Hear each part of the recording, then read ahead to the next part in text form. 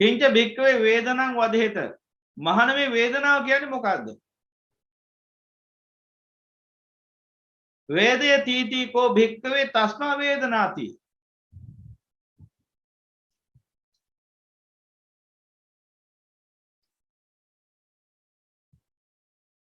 අර රූපය ගැන යමක් කියන්න අමතක වුණා. දැන් අර රූපය අර විදිහට විකාරයට පත් වෙන එකක්. රූපය කියන්නේ විකාරයට පත් වෙන අර්ථයෙන් තමයි රූපය කියන්නේ. වෙනසට විකාරයට පත් වෙන අර්ථයෙන් තමයි රූපය කියන්නේ. මේ සත්‍ය වැඩිපුරම ඇල්ලෙන්නේ ඉන්නේ රූපේ. රූපේට තමයි ඉස්සෙල්ලම ඇල්ම ඇති වෙන්නේ. එතකොට අර ගීතයක කොටසක් මතක් වුණා. දැන් අද වගේ ගීත ඇහෙන්නේ නැහැ. බලන්න පොඩ්ඩක් කල්පනා කරලා මේ වසර 20ක 30ක 40ක උපරිම 20ක් 30ක් 40ක් ඇති. මේ කාල පරාසය තුළ මිනිසුන්ගේ චින්තනය කොච්චර මොට වෙලාද කියලා. කොච්චර මොට වෙලාද කියලා. මොහිදින් බේග් කියන ශ්‍රේෂ්ඨ කලාකරුවගේ ගීතයක් තියෙනවා. කෝ සැපතා මේ සංසාරේ. ඒ ගීතේ තියෙනවා නේද? භව දුක සදනා රූපෙට රැවටි කිමදාලේ මේ භව දුක සදනා රූපෙට රැවටි කිමදාලේ මේ කියලා. ඒ කියන්නේ ඒ ගීතය ලියපු යුගයේ වෙනකොට ඒ ගීතය ඇහෙන යුගයේ වෙනකොට මිනිස්සුන්ට එබඳු අවබෝධයක් තිබිලා තියෙනවා. මං කියන්නේ 100%ක ධර්ම අවබෝධයක් නොවුණත් යම්කිසි ආකාරයකින් ඒ මිනිස් වේදා මේ රූපයට රැවටුනොත් භව දුක සැදෙනවා භවය හට ගන්නවා. එබඳු රූපයකට ඇලුම් කරලා ඇයි මේ විනාශයටපත් වෙන්නේ කියලා අහල බලන්න කෝ සැපතා මේ සංසාරේ දුක කෙලවර වේ නිර්වාණි. නමුත් තව වසර 20ක් 30ක් ඉස්සරහට යනකොට 40ක් වෙනකොට ඒ මාධ්‍ය වලින්ම ප්‍රචාරය වෙන ඒ ගීතවල තියෙන්නේ රූපයටම ඇලිලා බැඳිලා ඔබ දකින්න නැති ඉන්න බෑ දැන් උඹ දැක්කේ නැත්නම් මට කන්න බෑ නිින්ද යන්නේ නැහැ ඔබ දැකුමෙන් මා නැත ලැබුව ඇති ඉහළම සතුටයි මෙලවේ ඔබේ රූපේ තරම් මට ආස්වාද දෙන කිසිවක් නැහැ ඔබේ රූපේ නිසා මම මැරෙනවා දවසක යනාදී වශයෙන් තානී කරම රූපේ පිළිබඳ මුලා සහගත අවිජ්ජාව නේද ගීතේ වට පරිවර්තන වෙලා තියෙන්නේ භව දුක සදනා රූපේට රැවටි කිමද කලේ ආලී කියලා තමයි අවසානයේ අහන්න වෙන්නේ නිරේට වැටිච්ච දවසට වේදනාව කියන්නේ මොකද්ද වේදනාව කියන්නේ මොකද්ද එහෙනම් වේදනා වදේත කිංච භික්ඛවේ වේදනං වදේත මහණ මේ වේදනාව කියන්නේ මොකක්ද වේදනාව කියලා කියන්නේ මහණ මේ විඳින ස්වභාවයක් තියෙනවා යම් කිසි දෙයක් විඳිනවා වින්දනය වෙන ස්වභාවයක් තියෙනවා ඒක ඇවිල්ලා වේදනාව එක ආකාරයක් නෙවෙයි කිංච වේදයති සුඛම්පි වේදයති දුක්ඛම්පි වේදයති අදුක්ඛම සුඛම්පි වේදයති වේදයති කෝ භික්ඛවේ තස්මා වේදනාති උච්චති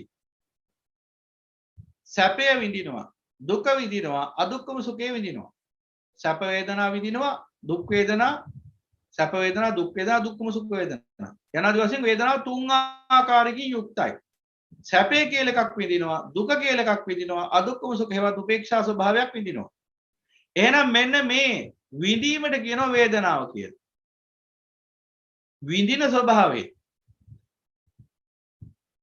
විඳින ස්වභාවයට වේදනාව කියනවා දැන් ඒක ගැන ඉතල ලොකු විග්‍රහයක් කරන්න ඕනේ අපිට තේරෙනවනේ විඳින ස්වභාවය කියන්නේ හැබැයි ඔන්නතොට තේරුම් ගන්න එක දෙයක් තියෙනවා දැන් ඔයක ලෝකය දැන් බණහල ඔබ අවබෝධයටපත් වෙලා වේදනාව සැප වේදනා දුක් වේදනා අදුක්ඛම සුඛ වේදනා කියලා කිව්වට ලෝක විවහාරේ සම්මතයේ වේදනා කියලා කියන්නේ මොකටද වේදනාව කියන්නේ සහ මුලින්ම මේ දුක කියන අර්ථය සුඛ වේදනා දුක් වේදනා අදුක්ඛම සුඛ වේදනා කියලා විග්‍රහයක් නැහැ ලෝකයේ තුල ලෝකයා කෙලින්ම වේදනාව කියන්නේ දුකටමයි ඒක අර ගීත ගායනා කරේ වේදනා දෙන්නේ නැහැ ඔබ හැර යන්නේ නැහැ කී දැන් කියන්නේ මට මෙච්චර වේදනා දුන්නා අච්චර වේදනා දුන්නා මම වේදනාවෙන් දැන් පරිපීඩිත වෙලා ඉන්නේ මට රැට දැන් නිින්ද යන්නේ නැහැ නේද වශයෙන් ඒ වේදනාව දරා ගන්න බෑ මේ වේදනාව යනදි වශයෙන් වේදනා කියලා ලෝකයා පනව ගන්න කෙලින්ම දුක් වේදනාවට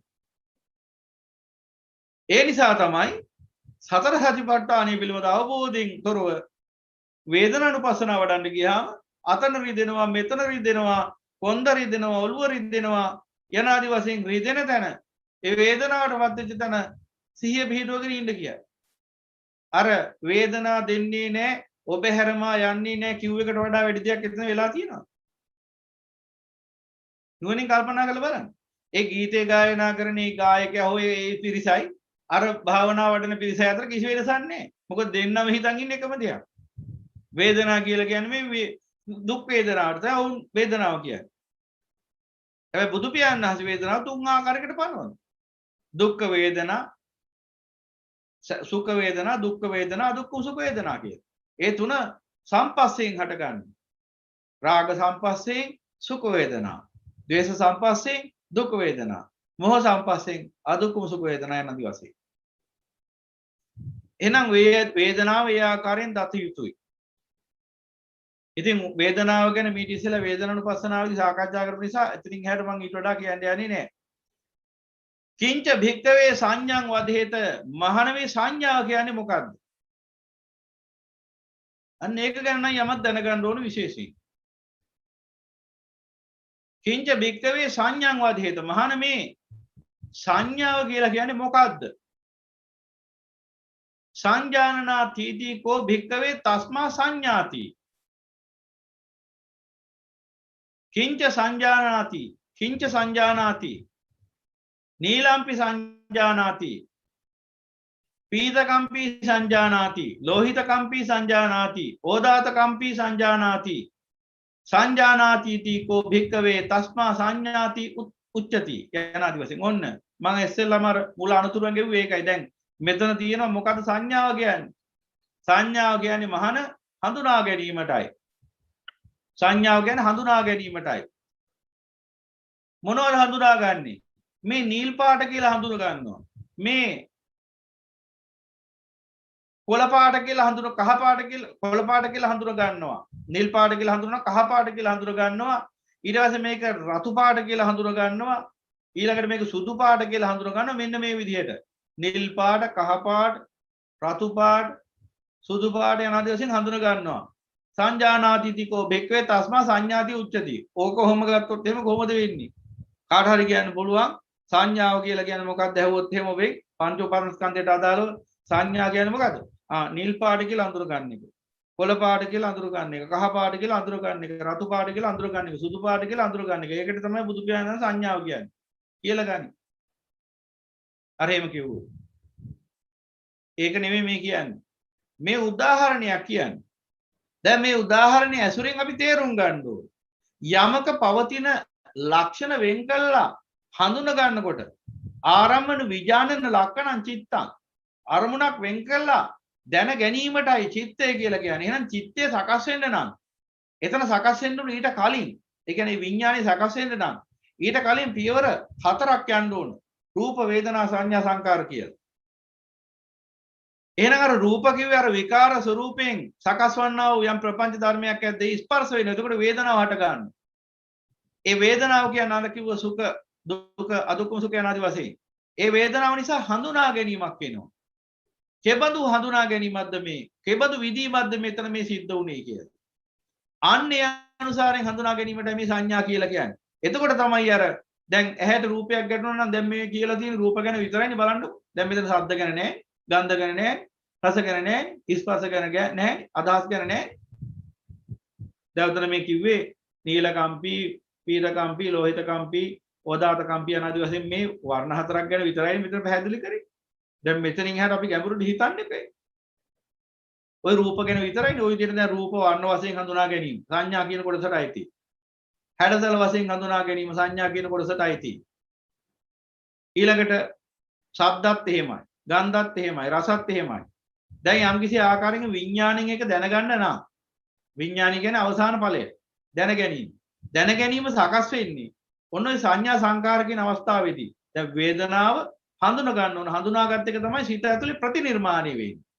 එහෙනම් ප්‍රතිනිර්මාණය වීමේ අවස්ථාව තමයි සංකාර කියන්නේ. සංකාර කියන අවස්ථාවේ තමයි චිත්තජ රූපය සකස් වෙන්නේ.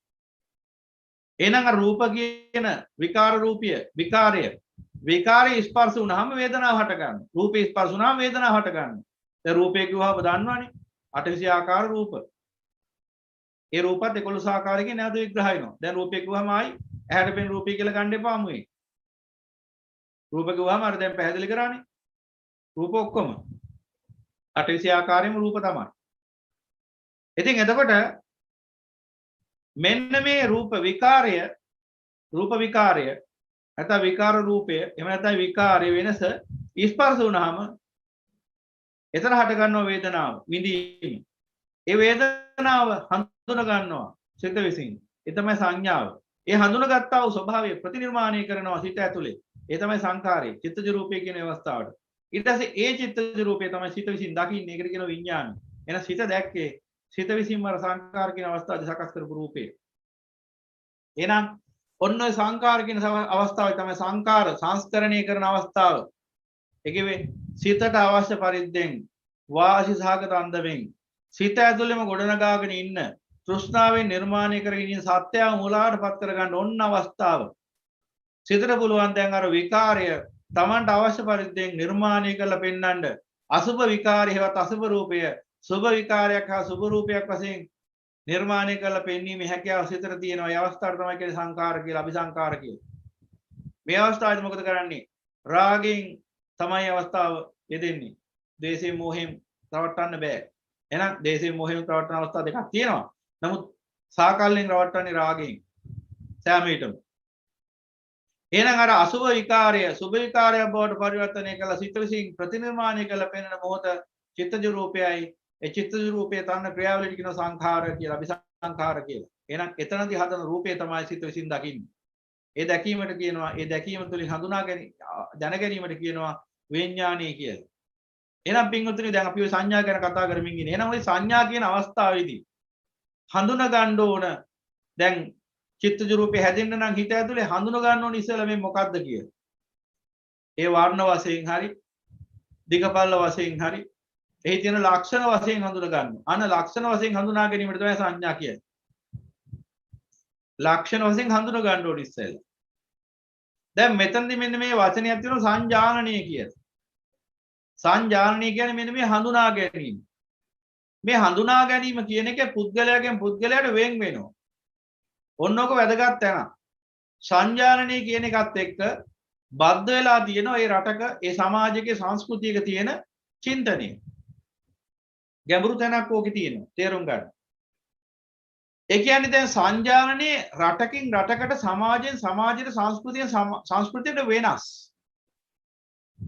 දැන් උදාහරණයක් කියනනම් මේකෙම තියෙන උදාහරණයක් ඇසුරෙන් ඕදාත කම්පි සංජානති.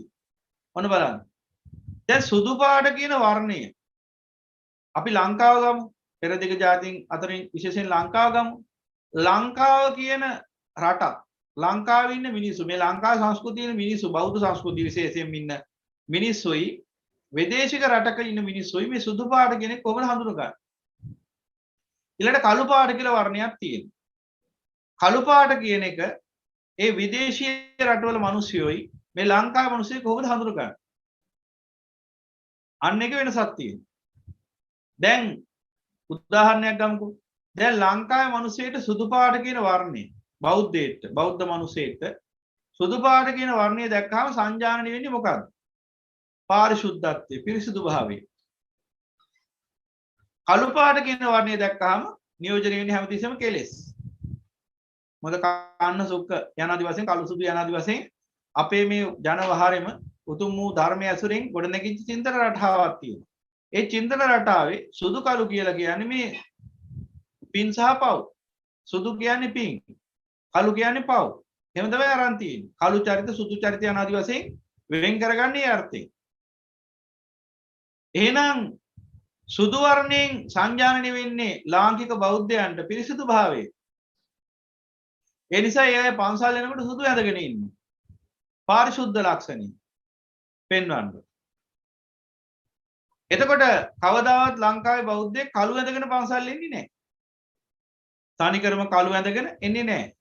මොකද ඒකට හේතුව ඒ වර්ණේ ගැලපෙන්නේ නැහැ ඒ උතුම් ආධ්‍යාත්මික ධර්මයත් එක්ක. පාරිශුද්ධත්වයේ කරා ගමන් කරනකොට සුදු පැහැය කියන්නේ පිරිසිදු වර්ණයක්. ඒ වර්ණේ ඔය හරි කළු පැල්ලමක් වැදුනොත් කුණු ටිකක් ගෑවුනොත් ටක් ගාලා පේනවා. ඒසා පිරිසිදු කරගන්න ටක් ගාලා උනන්දු වෙනවා. කළු වර්ණය කියන්නේ කොච්චර කුණු ගෑවුනත් පේන්නේ නැති එකක්. ඒ නිසා කුණු වැగిරෙන එකක් වුණත් කළු ඇඳුමක් ඇඳගෙන ඉන්න පුළුවන් කෙනෙක්ට. සුදු ඇඳුමක් එහෙම ඇඳගෙන ඉන්න බෑ. ඕන කසලෙට කළු ඇඳුමක් ඇඳගෙන ඉන්න පුළුවන් මාස ගාණක් නාන්න නැතු වුණා. කොච්චර කෙලටුණත් පේන්නේ නැහැ මොකද කළුයිනේ ඇඳුම. හැබැයි සුදු ඇඳුමක් කොහොමද ඇඳගෙන උපරිම දවසයි. දැන් පාසල් දරුවන්ට ඒකනේ සුදු ඇඳුමක් නියම කරන්නේ. පිරිසිදු හිතකින් ඒ ළමයි ඉගෙන ගන්න ඕනේ. එතකොට මේ ළමයින්ට මේ පාරිශුද්ධත්වයේ පිළිබඳ යම්කිසි අදහසක් දෙනවා. ඒක හරියාකාරව කිරනවද නැද්ද කියලා වෙනම දෙයක්. නමුත් එහෙම එකක් දෙනවා. ඒ දරුවන්ට පිරිසිදුව ඉගෙන ගන්න කියන එක. ඒ පණිවිඩය දෙන්නේ. දරුවෝ පිරිසිදුයි කියන එක. පිරිසිදුයි කියන්නේ කෙලෙස් නැහැ කියන අර්ථයෙන්ම නෙවෙයි. නමුත් ජන සමාජයත් එක්ක ගත්තාම දරුවෝ පිරිසිදුයි. ඉතින් අන්න සුදු කියන වර්ණය එහෙනම් දැක්කම අපට සංජානනය වෙන්නේ මේ බෞද්ධ ලාංකික බෞද්ධයන්ට සංජානනය වෙන්නේ පිරිසිදු භාවයේ. ඒසයි අය මලගෙවල් වලට සුදු අඳිනවා. නමුත් දැන් බලන්න බටහිර ජාතිකයන් මලගෙවල් වලට අඳින්නේ කළු. එතකොට එහෙනම් බලන්න මේ වර්ණ දෙකේ වෙනසක් තියෙනවා. ඒ කියන්නේ සුදු දැක්කහම බෞද්ධයන්ට ලාංකිකයන්ට නැත්නම් මේ ආසියාතිකයන්ට සංජානනය වෙන රටාවක් තියෙනවා. සංජානනය යම්කිසි හැඟීමක් තියෙනවා. හඳුනා ගැනීමක් තියෙනවා. සුදු වර්ණයෙන් ඒ කට්ටිය හඳුනගන්න එකක්. කළු වර්ණයෙන් හඳුනගන්න එකක්.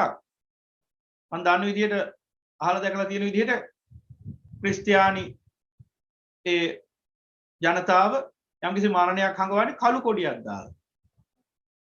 බෞද්ධ මරණය හංගවන්නේ සුදු කොඩියක් දාලා. දැන් බෞද්ධයෝ කළු කොඩියක් දැම්මොත් ඒකේ තේරුම් විරෝධතාවක්. විරෝධයට කළු කොඩිය ඔසවන. නමුත් අර ක්‍රිස්තියානි ජනතාව මරණයක් හංගවන්න තමයි කළු කොඩියක් දාන්නේ. බලන්න වෙනස. දැන් එහෙනම් මේ වර්ණය ඔය පොඩි පොඩි වෙනස්කම් තියෙන්න පුළුවන් ඉතින්. ඔය එහෙනම් බලන්නේ වර්ණයේ වෙනස. අන්නේ හඳුනා ගැනීම වෙනස් වුණේ කොහොමද? දැන් සුදු දැක්කහම බෞද්ධයට ඇතිවන හඳුනා ගැනීම මොකක්ද? අර වගේ අන්‍ය ආගමික නැත්නම් ක්‍රිස්තියානි පින්වතෙන්ට ඇතිවන හඳුනා ගැනීම මොකක්ද? මෙන්න මේ හඳුනා ගැනීම දෙක අතර වෙනසක් තියෙනවා. මෙන්න මේක තමයි සංජානනයේ වෙනස කියන්නේ. ඒ විතරක් නෙවෙයි අනිත් ඕනම දෙයක් සම්බන්ධයි. දැන් එකක් උදාහරණයක් කිව්වේ. ওই විදිහටම වර්ණ විතරක් නෙවෙයි. හැම සංකේතයක් සම්බන්ධයෙන්ම හැම කටයුත්තක් සම්බන්ධයෙන්ම හැම ක්‍රමයක් සම්බන්ධයෙන් ඇඳුම් පැළඳුම් පවා ගමන බිමන හැසිරෙන විදිහ මේ හැම දෙයක් සම්බන්ධයෙන්ම රටින් රටට සමාජයෙන් සමාජයට සංස්කෘතියෙන් සංස්කෘතියට සංජානනීය වෙනස්. ඒකේ හඳුනා ගැනීම වෙනස්.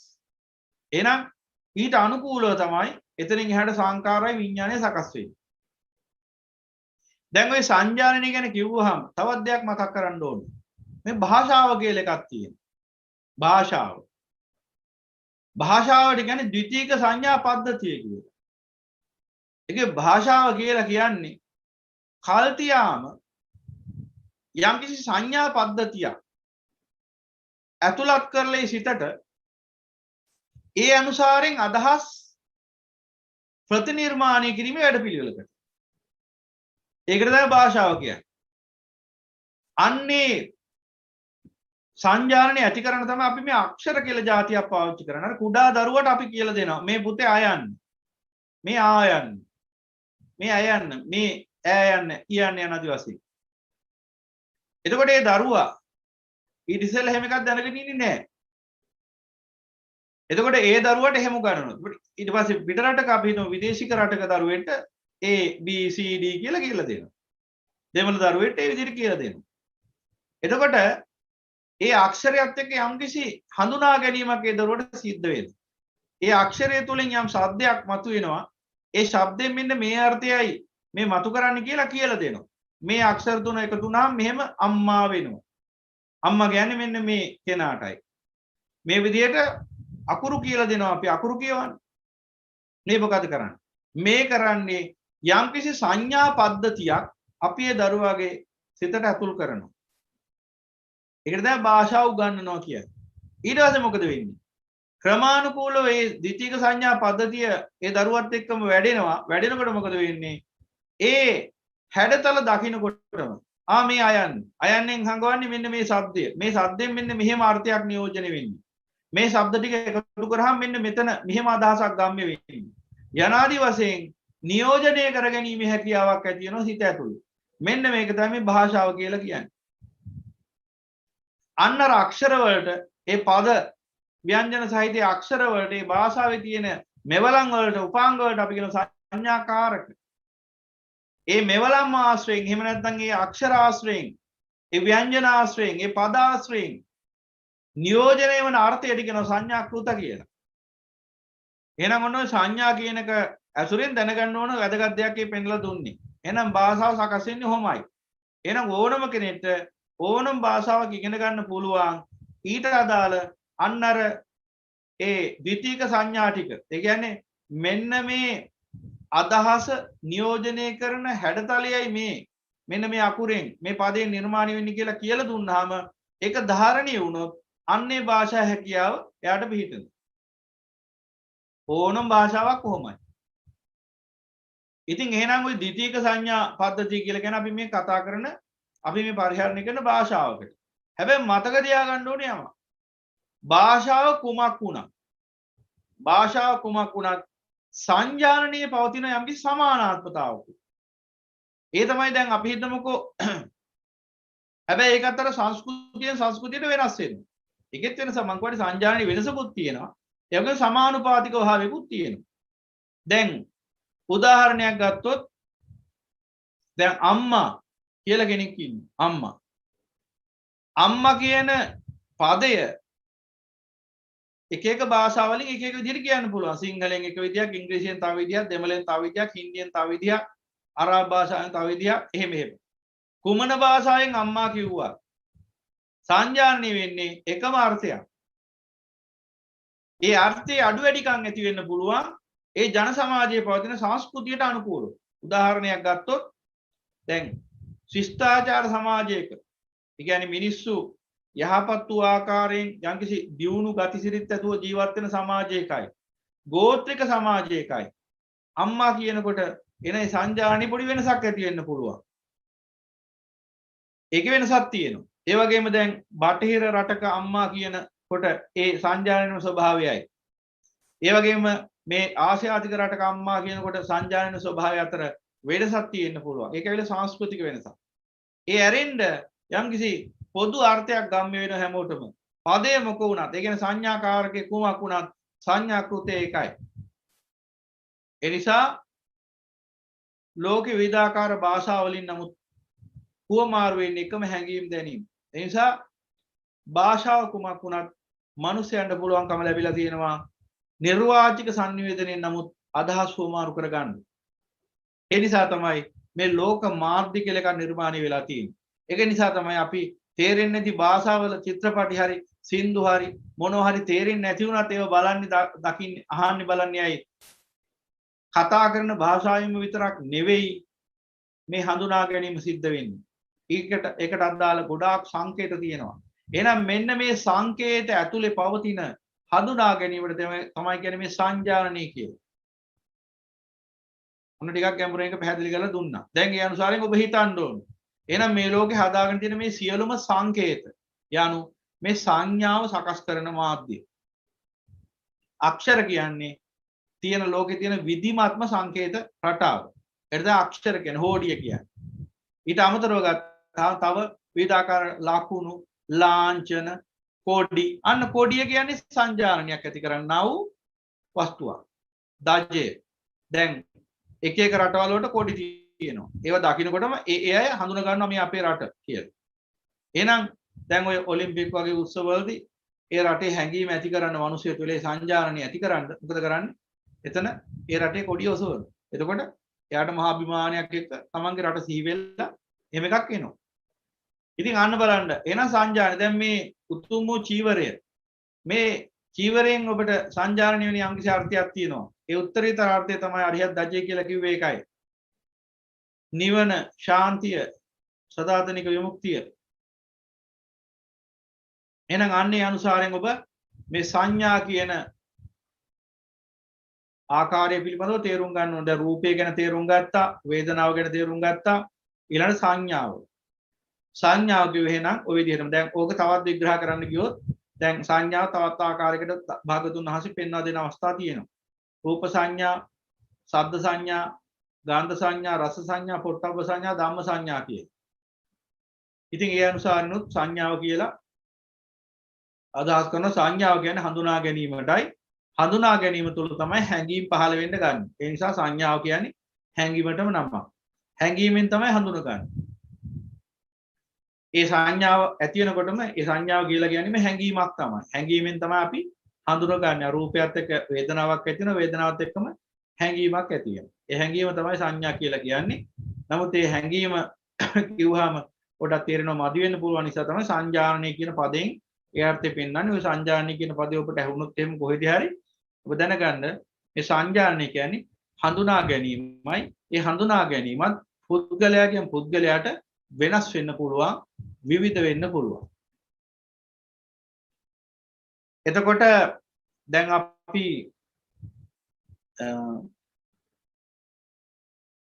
තව ගොඩක් දේවල් සම්බන්ධයෙන් කියන්න ගියොත් කාලේ වේලාව ඉක්ුත් යන නිසා මම ඒ ගැන පිට වඩා කියන්න යන්නේ නැහැ. හොඳයි. ඊට පස්සේ අපි බලමු සංඛාර.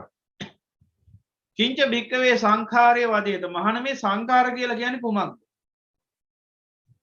සංකත අபிසංකරෝති සංකත අபிසංකරොන්ති කෝ භික්කවේ තස්මා සංඛාරාති උච්චති. කිංච සංකත අபிසංකරොන්ති. ඔන්න වැදගත්ම ව්‍යාකරණයක් දහම්. මහණ මේ සංඛාර කියලා කියන්නේ කොහොමද? අන බුදු පියාණන් වහන්සේ පෙන්නනවා සංකත අபிසංකරොන්ති කෝ භික්කවේ තස්මා සංඛාරාති උච්චති. ඔන්න තියෙනවා. සංකත හේතු ප්‍රත්‍යයෙන් සකස් වුණා වූ ප්‍රපංච ධර්ම අபிසංකරොන්ති නැවත නැවත සකස් කිරීමේ අර්ථයෙන් භික්කවේ තස්මා සංඛාරාති උච්චති. සංඛාර කියලා දේශනා කරනවා. ඒකේ මේ සංකත නැවත නැවත සකස් කිරීමේ අර්ථයෙන් අபிසංකාර කිව්වේ ඒකයි. සංකත මේ සියල්ල සංකත. මොනවා සංකත? පරමාර්ථ ධර්ම වලට ගියාම පරමාර්ථ ධර්ම හතරක් තියෙනවා. රූප, චෛතසික, චිත්ත, නිබ්බාන කියලා. මෙතනින් රූප, චෛතසික, චිත්ත කියන තුන සංකත. නිබ්බාන අසංකත. එහෙනම් මේ මුළු විශ්වයම සකස් වෙලා තියෙන්නේ රූප, චෛතසික, චිත්ත කියන තුනේ. සංකත තුන් ආකාරයි.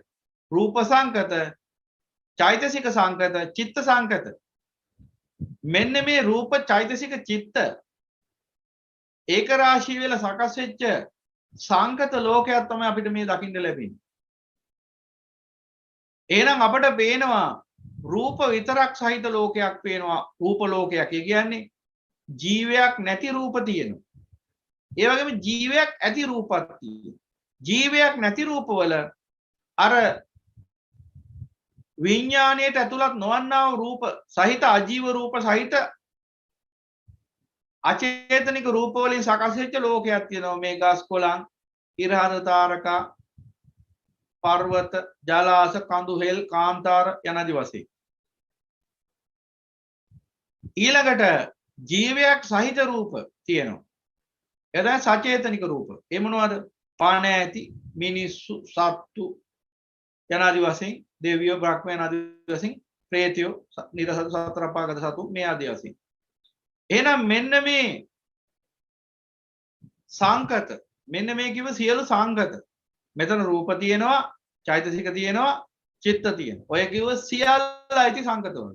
පාන ඇති සියල්ල සංකත, පාන නැති සියල්ල සංකත. සුද්ධ සිංහලෙන්ම ගැඹුරුම විග්‍රහය. ඊට වඩා දෙයක් ආයි කියන්න ඕනේ නැහැ එතකොට. පාන ඇති සියල්ල සංකත, පාන නැති සියල්ල සංකත. මේ පාන ඇති, පාන නැති. ඒ කිව්වේ ජෛව අජෛව සකල විද ලෝක තලය සංකතයි. එහෙනම් මේ ජෛව අජෛව සකල විද ලෝක තලය නැවත පවත්වාගෙන යෑම තමයි මේ සංකාර වලින් සිද්ධ වෙන්නේ. මෙන්න මේ ක්‍රියාවලියට කියන්නේ අபிසංකරෝන්ති කියලා. අபிසංකරෝති. නැවත මේ සංකත පවත්වාගෙන යනවා. නැවත රූප පවත්වාගෙන යනවා. නැවත චෛතසික පවත්වාගෙන යනවා. නැවත චිත්ත පවත්වාගෙන යනවා. රූප විසින් රූප පවත්තන් යනවා. චෛතසික විසින් චෛතසික පවත්තන් යනවා. චිත්ත විසින් චිත්ත පවත්තන් යනවා. අඤ්ඤමඤ්ඤ වශයෙන් සංප්‍රයුක්ත වශයෙන් ඒ සියල්ල එකට එකක් බද්ධ වෙලා අන්‍යෝන්‍ය වශයෙන් පවත්වාගෙන යනවා. ඒ ක්‍රියාවලිය තමයි නාම රූප ක්‍රියාවලිය. එහෙනම් මේ නාම රූප ක්‍රියාවලිය තුල මේ සියලු සංකත නැවත පවත්වාගෙන යෑමයි සිද්ධ වෙන්නේ. මෙන්න මේ ක්‍රියාවට සසර ක්‍රියාවලිය කියලා කියනවා. එහෙනම් මේ සංකත සකස් කර ගැනීමේ ක්‍රියාවලිය නතර කරන්න පුළුවන්කම ලැබුණොත් අපට කවදා හරි දවසක අන්න සසර අවසන් වෙනවා. සංකත අවසන් වෙනවා. ඊට අසංකත වෙනවා. එහෙනම් අන්න බුදු පියාණන් වහන්සේ මොකද දේශනා කරන්නේ සංකාර සම්බන්ධයෙන්? දැන් සංකාර සම්බන්ධයෙන් තවත් පොඩි දෙයක් කියන්න ඕන. එහෙනම් ඔන්න ඔය සකස් කරන අර්ථයෙන් තමයි සංකාර කියන්නේ. සකස් කරනවා. නැවත පවත්වාගෙන යාම පිණිස අවශ්‍ය විදිහට සකස් කරනවා. සංස්කරණය කරනවා. දැන් මිනිහෙක් ඉන්නවා. මේ මිනිස්යාගේ දිය වැඩියාව හැදෙනවා ඇඟේ. දැන් ඊට පස්සේ මොකද වෙන්නේ? කකුලේ තුවාලයක් එන්නේ. කකුලේ තුවාලයක් ඇවිල්ලා කකුල වණ වෙන්නේ. දැන් වෛද්‍යවරු තීරණය කරනවා මේ කකුල තවදුරටත් පවත්වාගෙන යන්න බැහැ. අපි වල්ලු කර ගාවෙන් කකුල කැපුවා. දිය වැඩියාව හෝ පිළිකාවක් කියලා හිතන්නකො. දැන් කැපුවා එතනින්. අන සංස්කරණය කළා කකුලේ කෑල්ලක් අයින් කරා. ඇයි ඒ පවත්වාගෙන යන්න එතනින් එහාට. ඊට පස්සේ තව ටිකක් යනකොට තව ඒ රෝගේ පොඩු දුවලා තව කෑල්ලක් කපන්න. නොහොම කපන්න පුළුවන් උපරිම කෑලි කපන්න. කපලත් බලනවා ජීවත් කරවන්න පුළුවන්ද කියලා. බැරිනොත් ඉතින් කරන්න දෙයක් නැහැ.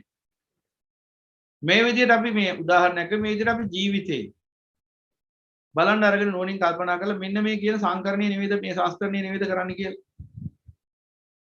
ජීවිතේ ඒ දේවල් අපි කාලෙන් කාලට හලලා දානවා. ඒ තමයි සංස්කරණය. අපි සංකරුන්දී කිව්වේ ඒකයි. ඒ රූපේ යම් කොටස් අයින් කරනවා. යම් කොටස් එකතු කර ගන්නවා. වේදනාවේ යම් කොටස් අයින් කරනවා. වේදනාවේ යම් කොටස් එකතු කර ගන්නවා. සංඥාවට යම් කොටස් එකතු කර ගන්නවා. සංඥාවේ යම් කොටස් ඉවත් කරනවා. දැන් කාලෙන් කාලට භාෂාව ඉගෙන ගන්න අන්න එකක්. සංකරණයක් තමයි සංස්කරණයක් තමයි. ඊළඟට සංකාරයේත් යම් කොටස් ඉවත් කරනවා. සංකාරයේත් යම් කොටස් අලුතෙන් එකතු කර ගන්නවා. විඥානෙත් යම් කොටස් අමතක කරලා දානවා. අත්හැරලා දානවා. යම් කොටස් අලුතෙන් එකතු කර ගන්නවා. මේ විදිහට මේ රූප වේදනා සංඥා සංකාර විඥාන කියන පංච උපාදානස්කන්ධයම සංස්කරණයට ලක් වෙන මොහොතක් පාසා. මෙන්න මේ සංස්කරණීය සිද්ධ වෙන ක්‍රියාවලියට තමයි අபிසංකරණති කියලා කියන්නේ. එහෙම සංස්කරණය නොකළොත් මේක පවත්වාගෙන යන්න බෑ. එහෙනම් මේ පවත්වාගෙන යාම සිද්ධ වෙන්නේ මේ අபிසංකරණී. එහෙනම් සංකාර කියන්නේ ප්‍රධාන වැඩ කොටසක් කරන ප්‍රධාන ධර්මය සමුදය ධර්මයක්. මේ ගැන හොඳට දැනගන්න ඕනේ. ඒකයි මේ පොඩ්ඩක් වැඩිපුර කියන්නේ. එහෙනම් මේ සංකාර කරන්නේ මොනවෙන්ද? රාගයෙන් සංස්කරණය කරනවා, ද්වේෂයෙන් සංස්කරණය කරනවා, මෝහයෙන් සංස්කරණය කරනවා. එහෙනම් ওই රූප වේදනා සංඥා සංකාර විඥානිකව පහම රාගයෙන්, ද්වේෂයෙන්, මෝහයෙන් සංස්කරණය කරමින් තමයි පවත්වාගෙන යන්නේ. ඒකට තමයි අපි මේ සංසාරික ජීවිතය කියලා කියන්නේ. දැන් බලන්න කුඩා කාලේ ඉඳලා දැන් තමන් මේ ජීවත් වෙන වයස දක්වා මේ ජීවිතය ගත වුණා. මේ ජීවිතය තුල කොච්චර රූප වේදනා සංඥා සංකාර විඥාන සංස්කරණය කළාද? ඒ කියන්නේ සංස්කරණය කරනවා කියන්නේ මොකද්ද කියලා දන්නවනේ. අනවශ්‍ය දේවල් ඉවත් කරලා අවශ්‍ය දේවල් රැස් කර ගන්න. ඒක තමයි සංස්කරණය කියන්නේ. දැන් ඔය රූප වාහිනී තාක්ෂණිකදී ගුවන්විදුලි තාක්ෂණිකදී සංස්කරණය කියලා විෂයක් තියෙනවා. ඒකෙදි කරන්නේත් ඒකද අපි රූප වාහිනී ගත්තොත්. රූප වාහිනී මොකද කරන්නේ? ඉස්සෙල්ලා රූපගත කරනවා. රූපගත කරන් ඇවිල්ලි ඉවරලා ඕන දෙයක් නැති දේ ඔක්කොම රූපගත කරන් එනවා ඉස්සෙල්ලා. ඇවිල්ලි ඉවරලා ඒ සංස්කරණ මැදදී මොකද කරන්නේ? අනවශ්‍ය දේවල් අයින් කරලා ඒ රූප දර්ශන තුල නැති යමක් නැත්නම් ඒ ටික එකතු කර ගන්නවා. වර්ණ ආලෝක ඒව එකතු කරලා අන්න එතන අලුතෙන් යමක් නිර්මාණය කරනවා. එහෙනම් අන්න බලන්න අනවශ්‍ය දේවල් අයින් කරා අවශ්‍ය දේවල් එකතු කරා. මේක තමයි සංස්කරණයෙන් කරන්නේ. එහෙනම් ජීවිතෙත් ඕකම නේද බලන්න හැම මොහොතකම වෙන්නේ. අනවශ්‍ය රූප ඉවත් කරනවා. අවශ්‍ය රූපේ එක්රැස් කරගන්නවා. අනවශ්‍ය වේදනා ඉවත් කරනවා. අවශ්‍ය වේදනා එක්රැස් කරගන්නවා. අවශ්‍ය සංඥා හඳුනා ගැනීම හැඟීම් ඉවත් කරනවා. අවශ්‍ය සංඥා හඳුනා ගැනීම හැඟීම් එක්රැස් කරගන්නවා. අවශ්‍ය අනවශ්‍ය සංස්කාර ඉවත් කරනවා. අවශ්‍ය සංස්කාර එකතු කර ගන්නවා. අනවශ්‍ය දැනීම් හෙවත් චිත්ත විඥාන ඉවත් කරනවා. අවශ්‍ය විඥාන එකතු කරනවා. මේ විදිහට එහෙමනම් මේ රූප වේදනා සංඥා සංකාර විඥාන කියන මේ පංච උපාදානස්කන්ධයම අபிසංකරණය වෙනවා මොහොතක් පාසා. ඒ ක්‍රියාවලිය රාගෙන් දේශයෙන් මොහෙන් සිද්ධ වෙන නිසා හැමතිස්සෙම මේ සංකරණය තුළින් ශක්තියක් ජනිත වෙනවා. මෙන්න මේ ශක්තියට තමයි අපි කර්ම ශක්තිය කියලා කියන්නේ. රූප රාග චේතනා, දේශ චේතනා, මොහ චේතනා තමයි මේ සංඛාර කියලා කියන්නේ. කියන්නේ මේ සංස්කරණය සිද්ධ වෙන්නේ එක්ක රාගෙන්, එක්ක දේශෙන්, එක්ක මොහෙන්. අවශ්‍ය දේවල් ලං කරගෙන අනවශ්‍ය දේවල් බැහැර කරන්නේ නැවත මේක පවත්වාගෙන යෑමේ උමනාව නිසා. එතකොට මෙන්න මේ පවත්වාගෙන යෑම සිද්ධ වෙන්නේ රාගෙන්, දේශෙන්, මොහෙන්. එහෙමනම් ඒ හැම සංකාරයක් පාසාම මොහොතක් පාසා සිද්ධ වෙන්නේ කර්මයේ රැස් වෙන එක. ඒකයි කිව්වේ නානාක්ෂණික කර්ම ශක්තිය කියලා. කියන්නේ ක්ෂණයක් පාසා කර්ම ශක්තිය රැස් වෙන එක තමයි සිද්ධ වෙන්නේ. ක්ෂණයක් පාසා කර්ම ශක්තිය රැස් වෙන්නේ. අපි දන්නේ නැති වුණා. මේ අර්ථාර්ථය නොදැන ජීවත් වෙන ලෝකයා හැමතිස්සෙම හිතන්නේ තමන් මේ රූප වේදනා සංඥා සංකාර විඥාන මෙසේ පවත්වාගෙන යාම සැපක් කියලා. ඔවුන් දන්නේ නැහැ දැනටමත් මේ ආකාරයේ අනිච්ච වූ, දුක්ඛ වූ, අනාත්ම වූ, අසුභ වූ රූප වේදනා සංඥා සංකාර විඥාන ස්කන්ධයන් පවත්වාගෙන යමින් දැනටමත් දුකක් විඳින්නේ. ඒ දුක පවත්වාගෙන යන්න ගිහිලා නැවත දුක රැස් වෙන්නේ කියලා දන්නේ. එහෙනම් බාහන පින්වුතුනි පොඩ්ඩක් නුවණින් කල්පනා කරලා දැනටමත් පවත්වාගෙන යන්නේ දුක පවත්වාගෙන යන්න ගිහිල්ලා නැවත රැස්වන්නේ දුක. මොන සංසාරයක්ද මේ? ඒකයි බුදු පියාණන් වහන්සේ ලෝකයට දේශනා කරන්නේ උත්තරීතර වූ චතුරාර්ය සත්‍ය ධර්මය, දුක්ඛාර්ය සත්‍ය, දුක්ඛ සමුදයාර්ය සත්‍ය, දුක්ඛ නිරෝධාර්ය සත්‍ය, දුක්ඛ නිරෝධගාමිනී පටිපදාර්ය සත්‍ය.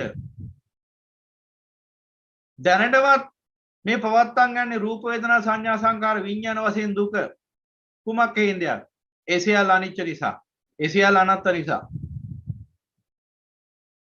එහෙනම් දැනටවත් පවත්තන් යන්නේ දුක.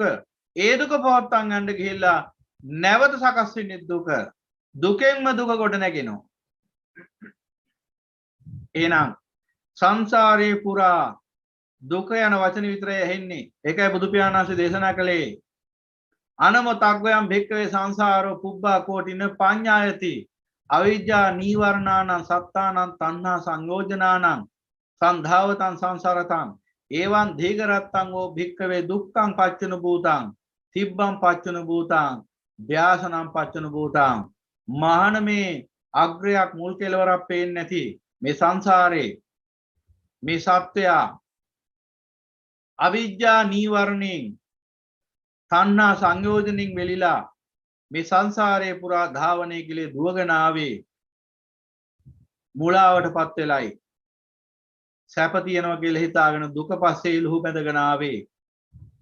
මහාන මේ දීර්ඝතර සංසාරේ මේ දීර්ඝ රාත්‍රියෙන් පුරා දීර්ඝ රාත්‍රියෙන් කියලා කියන්නේ මනුස්ස ලෝකේට රාත්‍රිය බොහොම කෙටි කාලයක් වුණාට නිර්වලට සතර අපාය සතුන්ට රාත්‍රිය කියන්නේ බොහෝ දුක් විඳින එකක්, බොහෝ දීර්ඝ එකක්. කියමනක් තියෙනවා නිදිවරන්නාට රාත්‍රිය දිගයි කියලා. ඒ නිදිවරන්නා කියුවාමත් ඒකත් තේරුම් ගන්න ඕන අර්ථයක් තියෙනවා. නිදිවරණ ආකාර දෙකක් තියෙනවා. භික්ෂුණුත් නිදිවරනවා. ඒ වගේම කාමී නිසාත් මිනිස්සු නිදිවරනවා. කාමයෙන් දාහෙන් පෙලිපෙලි ඉන්න මිනිහාට සුසුම් හෙලහෙල ඇඬු කඳුලෙන් ශෝකයෙන් ගත කරන මිනිසයාට රාත්‍රිය බොහෝ දිගයි. හැබැයි කෙලස් නිවන භික්ෂුවට රාත්‍රිය බොහොම කෙටි. ඉතින් මේ දීර්ඝතර සංසාරේ බොහෝ වාර ගාණක් මේ නිරවල පැහිලා තියෙනවා. සතර පාවල දුක් විඳලා තියෙනවා. එවන් දේගරත්තං වූ භික්කවේ දුක්ඛං පච්චන භූතං. මේ සතර අපායේ මේ බොහෝ කාලයක් විඳලා තියෙන දුක විතරයි මහාන. තිබ්බං පච්චන භූතං. තියුණු දුක්මයි මහාන වින්දේ. ව්‍යාසනම් පච්චන භූතං ව්‍යසන වලටමයි මහාන මොහොන දුන්නේ කියලා දේශනා කළ උන්වහන්සේ පෙන්වන අවසානයේ කටසි වඩතා අවසානයේ කලේ සුහොන් බිම තර කරපු එක විතරයි. එහෙනම් මේ මුළු සංසාරයේ පුරාම සෑම සත්වයක්ම අවිජ්ජාවෙන් තෘෂ්ණාවෙන් යුක්තව මේ රූප වේදනා සංඥා සංකාර විඥාන ඒ අபிසංකරණීය වෙමින් සකස් වෙච්ච සත්‍යත්වයේ තුල මම කියලා මගේ කියලා මුලාවටපත් වෙමින් මේ රූප වේදනා සංඥා සංකාර විඥාන තෘෂ්ණාවෙන් මම කියලා මම ආයනය කරගනිමින් පවත්වාගෙන ආවා. ඒ සමස්ත කාලය පුරාම කරලා තියෙන එකම දෙයයි දුක් විඳින්මින් දුක පවත්තන් ආපේක. කවුරු හරි ඔබෙන් සංසාරේ අර්ථකථනය කරන්න කියලා ඉල්ලා හිටියොත් ඔබ කියන්නේ සසර යනු දුක් විඳින්මින් දුක පවත්වාගෙන යෑම. දුක් විඳින්මින් දුක පහල කර ගැනීම කියලා. ඊට වඩා දෙයක් වෙන්නේ නැහැ. භවයෙන් භවයට සිද්ධ වුණේ දුක් විඳින්මින් දුකම නිර්මාණය වීම. දුක් විඳින්මින් දුකම නිර්මාණය වෙනවා. කවදා ඒ නිසයි කිසිම කලක සත්‍යයට සංසාරේ සැනසීමක් නිවීමක් හිමි නොවුනේ. කොයින්ද නිවීමක්? මේ අසාර රූප වේදනා සංඥා සංකාර විඥාන මම මගේ කියලා මම ආයනය වීම තුල කොයින්ද සැනසීමක්? දැන් ඔබටම පේනවාද මොනතරම් හිත් ධර්මයක්ද මේ පංච උපාදානස්කන්ධය කියන්නේ කියලා. රූපේ කිව්වේ අර වගේ විකාරයකට විකාරයට පත් වෙන අර්ථයෙන් රූපේ කියනවා. වීමක් දනවන අර්ථයෙන් විදීමක් ඇති අර්ථයෙන් වේදනා කියනවා. හඳුනා ගැනීමක් ඇති අර්ථයෙන් සංඥාව කියනවා. නැවත නැවත පවත්වාගෙන යෑමේ අර්ථයෙන් සංකාර කියනවා. බුදු පියාණන් වහන්සේම සංකාර අර්ථකථනය කරපු ආකාරයත් අපි දැන් බලමු. කිංච සංකත අபிසංකරොන්ති රූපං රූපත්තාය සංකතම අபிසංකරොන්ති. ඔන්න දේශනා කරන භාගතුන් වහන්සේ රූපය තුලින්ම රූපය පවත්වාගෙන යෑම නිසා සංකරණීය අபிසංකරණීය සිද්ධ වෙනවා කියලා. ඒ කියන්නේ රූපය තුලින් රූපය පවත්වාගෙන යනවා. මේ සංකරණේ ස්වභාවය අபிසංකරණීය ස්වභාවය සංකාරයේ ස්වභාවය. එහෙනම් රූපේ පවත්වාගෙන යන්නේ මොකටද? නැවත නැවත රූප පහල කර ගැනීම උදෙසා. ඒකයි කිව්වේ රූපත්තාය සංකතම අபிසංකරොන්ති රූපං රූපත්තාය සංකතම අபிසංකරොන්ති කියලා. ඒ කියන්නේ රූපේ උදෙසාම රූපේ පවත්තන් යනවා. රූපේ පවත්තන් යන්නේ මොකටද? තව තව රූප රැස් කරගන්න. තව තව රූප පහල කරගන්න. ඒකටයි රූපේ පවත්තන් යන්නේ. වේදනං වේදනත්තාය සංකතම අபிසංකරොන්ති. වේදනාව විසින් වේදනාව උදෙසා වේදනාව පවත්වාගෙන යනවා. අபிසංකරණය වෙනවා. වේදනාව පවත්තන් යන්නේ මොකටද? නැවත නැවත වේදනාව ජනිත කර ගැනීම අදහසින්. එහෙනම් නැවත වේදනාව පහළ වෙන්න වේදනාව උපකාර වෙනවා. වේදනාව තුළින් වේදනාවම සකස් වෙනවා. සංඥං සංයත්තාය සංකතම අபிසංකරොන්ති. සංඥාව තුළින් සංඥාවම පවත්තන් යනවා. නැවත නැවත සංඥා පවත්වාගෙන යාම උදෙසායි මේ සංඥා දැන් ක්‍රියාත්මක වෙන්නේ. ඒ කියන්නේ අනාගතේ නැවත සංඥා පහළ කරගන්න. ඊළඟට සංකාරයේ සංකාරත්තාය සංකතම අபிසංකරොන්ති. සංකාර තුලින්ම සංකාර පවත්වාගෙන යනවා. දැන් සංකාර සිද්ධ වෙන්නේ මොකටද? නැවත සංකාර ස්කන්ධයක් පහළ කරගන්න. ඊළඟට විඥානත්තාය සංකතම අபிසංකරොන්ති. සංකතම අபிසංකරොන්ති කෝ භික්කවේ තස්මා සංකාරාති උච්චති. අන්න බලන්න. පැහැදිලිවම අපට පේනවා දැන් මොකද්ද? එහෙනම් මේ මොකද්ද වෙන්නේ මෙතන? රූපය තුලින් රූපේ පවත්තන් යනවා. වේදනාව තුලින් වේදනාව පවත්තන් යනවා. සංඥාව තුලින් සංඥා පවත්තන් යනවා. සංකාර තුලින් සංකාර පවත්තන් යනවා. විඥාන තුලින් විඥාන පවත්තන් යනවා. එහෙනම් පංච උපාදානස්කන්ධය විසින් පංච උපාදානස්කන්ධය පවත්තන් යනවා. ධම්මෝ ධම්මේ අபிසංදින්ති. ධර්මයේ විසින් ධර්මයේ පවත්තන් යනවා. එහෙනම් මෙන්න මේ ප්‍රවාහය තමයි සසර. එහෙනම් රූපේ පවතින රූපේ උදෙසාම ඒ කියන්නේ වර්තමාන රූපේ ක්‍රියාත්මක වෙන අනාගත රූප පහල කර ගැනීම උදෙසා වර්තමාන වේදනා සංඥා සංකාර ක්‍රියාත්මක වෙන අනාගත වේදනා සංඥා සංකාර ක්‍රියාත්මක පහල කර ගැනීම උදෙසා එහෙනම් වර්තමානයේ යමෙක් රූපේ අභිනන්දනය කරන්නේද එහෙනම් ඔහු අභිනන්දනය කරන්නේ අනාගත රූපයයි वर्तमान යමෙක් වේදනා සංඥා සංකාර විඥාන අභිනන්දනය කරන්නේ එහෙනම් ඔහු අභිනන්දනය කරන්නේ අනාගත වේදනා සංඥා සංකාර විඥානයි. එහෙනම් වර්තමානයේ රූපය anu අනිච්චයි දුක්ඛයි අනාත්තයි අසුභ ප්‍රපංචයක්. එහෙනම් අපි දුක කියලා කියමු රූපයට. එහෙනම් වර්තමානයේ රූපය anu දුකයි. එහෙනම් වර්තමානයේ දුක යන රූපය අභිනන්දනය කිරීම යනු අනාගතයේ දුක නැමැති රූපය අභිනන්දනය කිරීමයි. ඒ නිසායි සංසාරේ පුරාම දුක පවතී. ඒ කියන්නේ හැම තිස්සෙම මේ සැප කියලා අපි අභිනන්දනය කරලා තියෙන්නේ අනවබෝධයෙන් දුක. ඒකට තමයි අවිජ්ජාව කිව්වේ. දුක සැප වශයෙන් වර්ධව වටහාගෙන ඉන්න එකට අවිජ්ජාව කියන්නේ. එහෙනම් යම් තාක්කල් මේ අනවබෝධය යමෙක් තුල පවතින තුරු මේ භයානක සසරේ මේ අසාර වූ දුක්ඛ වූ රූප වේදනා සංඥා සංකාර විඥාන වල අහිමි හිමිකරුවෙක් වෙනවා. හිමි අහිමි සත්‍ය වශයෙන් නමුත් තෘෂ්ණාවෙන් හිමි කියලා හිතාගෙන ඉන්නවා. එහෙනම් පින්වතුනි ඔන්න ඔය යථාර්ථය නුවණින් දකින්න. එහෙනම් මේ අபிසංකරොන්ති කියන්නේ මොකද්ද? නැවත නැවත මේ සියල්ල පවත්වාගෙන යෑමේ ස්වභාවය. එහෙනම් මෙන්න මේ අபிසංකරණය මේ රූපේ වේදනාව සංඥාව සංකරණය සංකාර විඥාන කියන මේ පංච උපාදානස්කන්ධයම නැවත නැවත පවත්වාගෙන යන්නේ මෙන්න මේ රාග දේශ මොහ චේතනා තුලින්. ඒ නිසා රාග දේශ මොහ චේතනාවට අபிසංකාර කියන්නේ. සංකරණය කිය මේ සංස්කරණ ක්‍රියාවලිය. එහෙනම් දැන් හොඳටම පැහැදිලි වෙන්න ඇති. එහෙනම් මේ බලන්න කල්පනා කරලා නුවණින් මේ සමස්ත ලෝක ධාතුවම අරන් බැලුවා අපිට පේන ගෝචර වෙන ලෝකතලය අරන් බලමු. මේ පේන ලෝකතලය වගේම නොපෙනෙන ලෝකත් අනන්තය අපරිමාණයි. පේන ලෝකතලයේ යථාර්ථය අපි නුවණින් මෙනෙහි කරාම අපට පේනවා එහෙමනම් මේ සකස් වෙලා තියෙන සෑම රූපයක්ම දැන් නුවණින් තේරුම් ගන්න ඕන. ගැඹුරට. දැන් මේ කියන්නේ මෙන්න මේ ජීව විශේෂයට අදාළව මේ පවතින මේ රූප වේදනා සංඥා සංකාර විඥාන ගැන විතරක් නෙවෙයි. ඒ ඉස්සෙල්ලත් කියන්නේ අචේතනික රූප සහ සචේතනික රූප යනාදී වශයෙන් ආකාර දෙකකට මේ රූප පවතිනවා කියලා. එහෙනම් මේ සමස්ත විශ්වය ගත්තාම මේ මුළු මහත් විශ්වයම කියලා කියන්නේ රූප ගොඩක්, වේදනා ගොඩක්, සංඥා ගොඩක්, සංකාර ගොඩක්, විඥාන ගොඩක්. මුළු මහත් විශ්වයම. ඒකේ මුළු මහත් විශ්වයම සංකතයක්. අනුසංකත තුනක් තියෙනවා රූප, චිත්ත, චෛතසික කියලා. සමස්ත මහා සංකතය විශ්වය කියන්නේ. එහෙනම් මුළු මේ විශ්වයම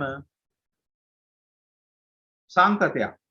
මෙන්න මේ සංකතය නැවත පවත්වාගෙන යන්නේ මෙන්න මේ සංඛාර අபிසංකාර තුලින්. අபிසංකාර කියන්නේ මොනවද? රාග දේශ මොහ. එහෙනම් මුළු විශ්වයම යනු රාගයේ දේශේ මොහේ ප්‍රතිඵලයක්. මුළු විශ්වයම රාගයේ දේශේ මොහේ ප්‍රතිබිම්බයක්. ඊට වඩා දෙයක් නැහැ. එහෙනම් ආයි සංකත මේක සංකත අරක සංකත කෝප්පේ සංකත පිඟාන සංකත ඔහොම හිතන්න ඕනේ නැහැ. එප්පුවට හෙන ගැහුවට පස්සේ ආයි කෙල්ලෝට තියෙන දේවල් ගැන කතා කරන්න දෙයක් නැහැ. එහෙනම් මුළු විශ්වයම සංකතයක් කියලා දැක්කට පස්සේ ආයි වෙන වෙනම සංකත අරක සංකත මේක සංකත කියලා විදර්ශනා කරන්න අවශ්‍ය නැහැ. ඒකයි කියන්නේ අභිඤ්ඤයන්ති පරිඤ්ඤයන්ති පරිඤ්ඤයන්ති අභිඤ්ඤයන්ති කියලා. මොකද ගැඹුරින් ගැඹුරට දකින්න. මුළු විශ්වය පුරාම ඔබට මුණ ගැහෙන්නේ රූප නම්, මුළු විශ්වය පුරාම ඔබට මුණ ගැහෙන්නේ වේදනා නම්, සංඥා නම්, සංකාර නම්, විඥාන නම්. ඒ කියන්නේ සමස්ත විශ්වය පුරාම පවතින රූප, චෛතසික, චිත්ත ඒවා සංකත ධර්ම.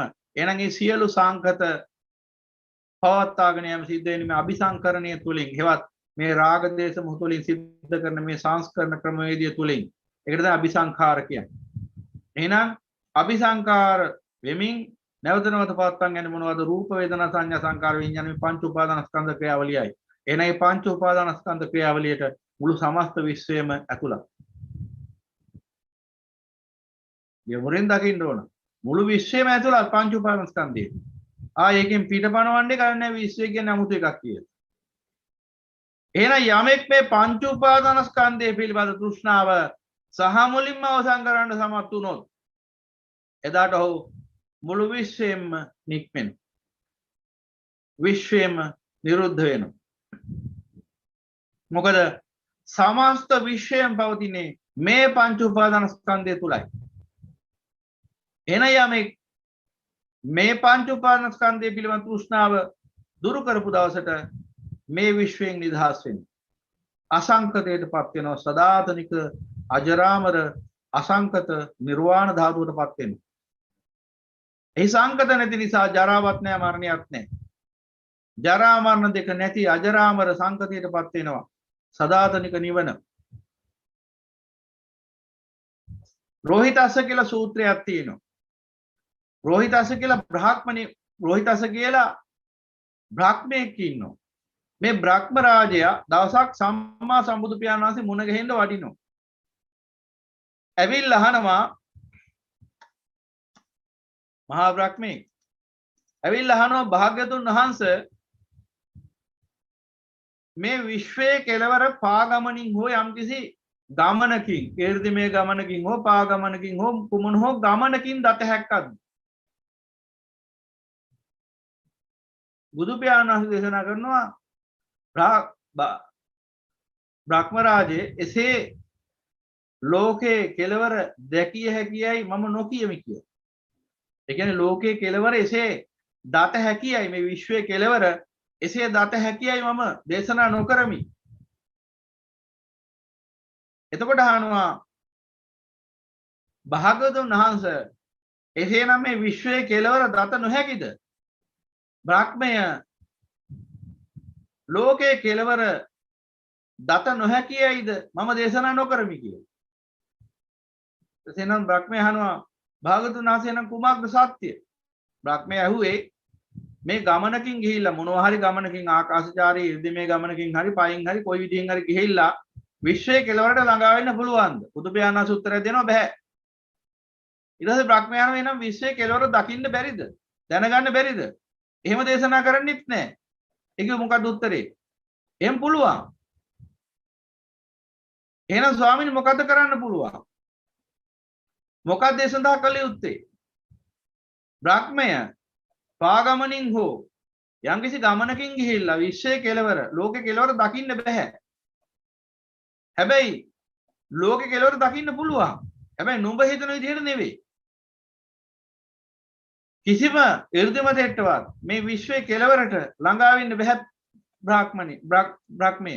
කිසිම ආකාරයකට ළඟා වෙන්න බෑ. එහෙම ගමනකින් ගිහිල්ලා දකින්න පුළුවන් කෙලවරක් ඇති තැනක් නෙමෙයි මේ විශ්වය කියන්නේ. ලෝකය කියන්නේ. භාගතුන් වහන්සේ දේශනා කරනවා. ඊපස්සේ බ්‍රහ්මයා සාදුකාරයක් දීලා අහනවා එහෙනම් ස්වාමීනි කෙසේද? එතකොට උන්වහන්සේ ධර්මයේ දේශනා කරන්න පටන් ගන්නවා. ඒ ධර්මයේ දේශනා කරන්න කලින් බ්‍රහ්මයා කියනවා සාදු සාදු භාගතුන් වහන්සේ ඔබ වහන්සේ සත්‍යයක්මයි දේශනා කළේ. පෙර මම රෝහිතස නමින් ඍෂිවරයෙක් වෙලා හිටියා. වණි. එහෙම ඉන්නකොට මම අෂ්ට සමාපatti දක්වා ප්‍රගුණ කරගෙන මහා 이르දිවන්ත ඍෂිවරයෙක් වශයෙන් හිටියේ.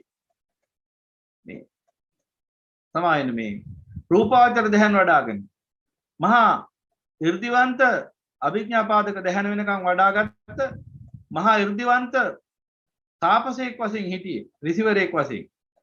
එතකොට මම ආකාශයෙන් ගමන් ගියා එහෙමි. දවසක් මට හිතුණා විශ්වයේ කෙලවර බලන්න ඕන කියලා.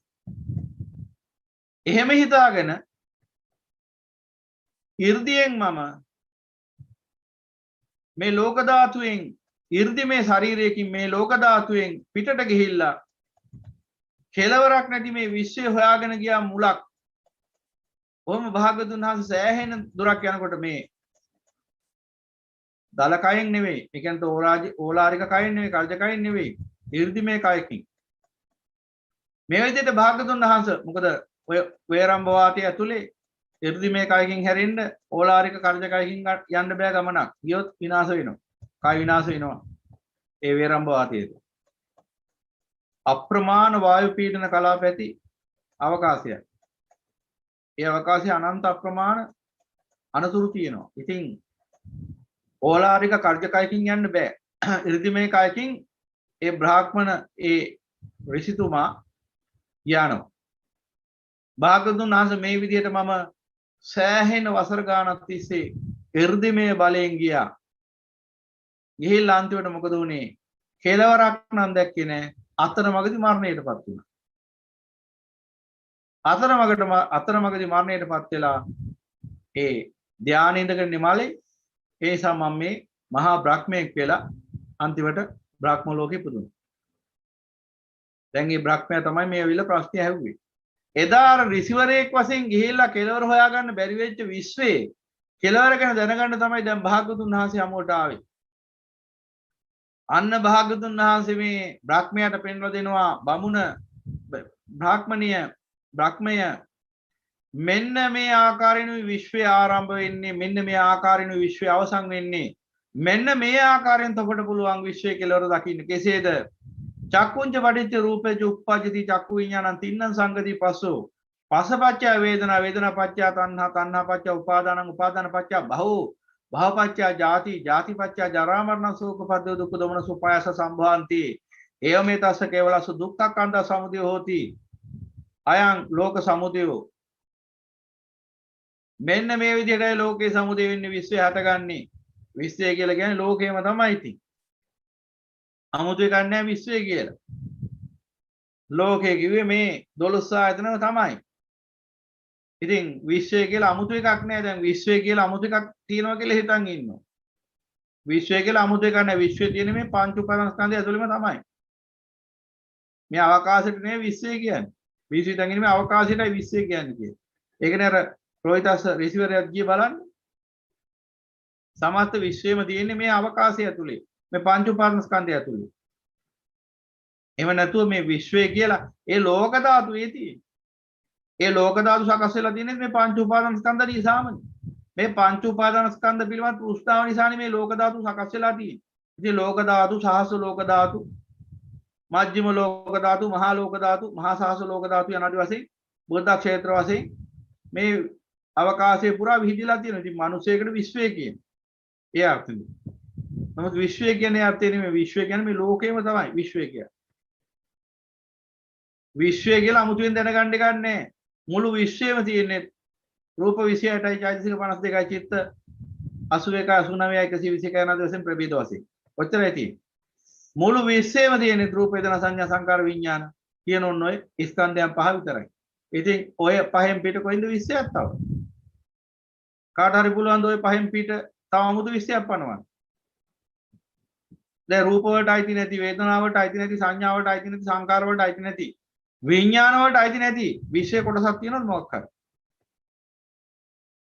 දැන් අනිවාර්යෙන් ඔය ඔක්කොම ඇතුළත් වෙන්නේ ඔය පහටම තමයි. එහෙනම් පංච උපාදානස්කන්ධය අපි පිරිසින් දැක්කා නම් ඔය විශ්වයම දැක්කා වෙන්නේ. 아무තෙන් ආයි දකින්න දෙයක් නැහැ දාට. මේ සමස්ත විශ්වයම සකස් වෙලා තියෙන මේ කර්මජ රූප වලින්, උතුජ රූප වලින්, චිත්තජ රූප වලින්, ආහාරජ රූප වලින් කියලා දකින්න. මේ සමස්ත විශ්වයේම අනිච්ච දුක්ඛ අනාත්ම ධර්මයන්ගෙන් යුක්තයි කියලා දකින්න. ඊට පස්සේ මොන විශ්යක් ආයි දකින්නද එහෙනම්? ලෝක ධාතු, අහවල් ලෝක ධාතු අතන තියෙනවා, අහවල් ලෝක ධාතු අතන තියෙනවා කියලා දකින්න එක නෙවෙයි විශ්වය දකින්නවා කියන්නේ. ඒ මොනවද? එයා බේවකාශේ පවතිනා ග්‍රහ වස්තු. තවත් ලෝක ධාතු කොච්චරක් තියෙනවද? චූලනිකා ලෝක ධාතු විතරක් චක්‍රාවාට 1000ක් තියෙනවා. සහස්‍ර ලෝක ධාතු. චූලනිකා ලෝක ධාතු 1000ක් එකතු වෙච්ච තැන මජ්ක්‍ධිම ලෝක ධාතුව පිහිටනවා. ද්විසහසී මහා ලෝක ධාතු. ඒකේ චක්‍රාවාට දසලක්ෂයක් තියෙනවා. ඊට පස්සේ ද්විසහසී ලෝක ධාතු හේවත් මජ්ක්‍ධිම සහසී ලෝක ධාතු 1000ක් එකතු වෙච්ච තැනක් තියෙනවා. දසලක්ෂේවා 1000ක්. දසලක්ෂයේ චක්‍රාවාට පුකුරු 1000ක් එකතු වෙච්ච මහා සහස්‍ර ලෝක ධාතු හේවත් ත්‍රිසහසී මහා ලෝක ධාතුව තියෙනවා. එතන චක්‍රාවාට 100ක් කෝටියක් බිලියනයක් චක්‍රාවාට පවතිනවා. ඉතින් ওই චක්‍රාවාට වල පළහිලව දකින්න එකට නෙවෙයි විශ්වය අවබෝධ කරගත්ත විශ්වය දකින්නවා කියන්නේ. මේ පංච උපාදානස්කන්ධය පිළිබඳව අවබෝධ කර ගැනීම. ওই සමස්ත මහා සහස්‍ර ලෝක ධාතුව තුල එකේ මේ බිලියනයක් චක්‍රාවාට තුල එතනින් එහාට කවුරු හරි යනවනම් එතනින් එහාට යන්න පුළුවන් සමතෙක් නැහැ අපගේ අසිරිමත් වූ සම්මා සම්බුදු පියාණන් වහන්සේ හැර. එතනින් එහාට මේ විශ්වය පවතින මේ විශ්වය කියන්නේ මේ අවකාශ විශ්ව අවකාශයේ පවතින මේ විශ්වය දරාගෙන ඉන්න අවකාශය තුල පවතින තවත් කොතෙකුත් ලෝක ධාතු ඇතත් ඒ සමස්ත සියලු ලෝක ධාතු මේ රූප වේදනා සංඥා සංකාර විඥාන කියන විග්‍රහයේදී විවරණය වෙන්නේ. සමස්තයම එකයි. අමුතුන් ආයි දැනගන්න දෙයක් නැහැ. ඒ නිසා ප්‍රඥාවන්තයෝ හොයන්නේ ඔය කෙහෙම්මල් අවකාශයේ තියෙන ලෝක ධාතු ගැන නෙවෙයි.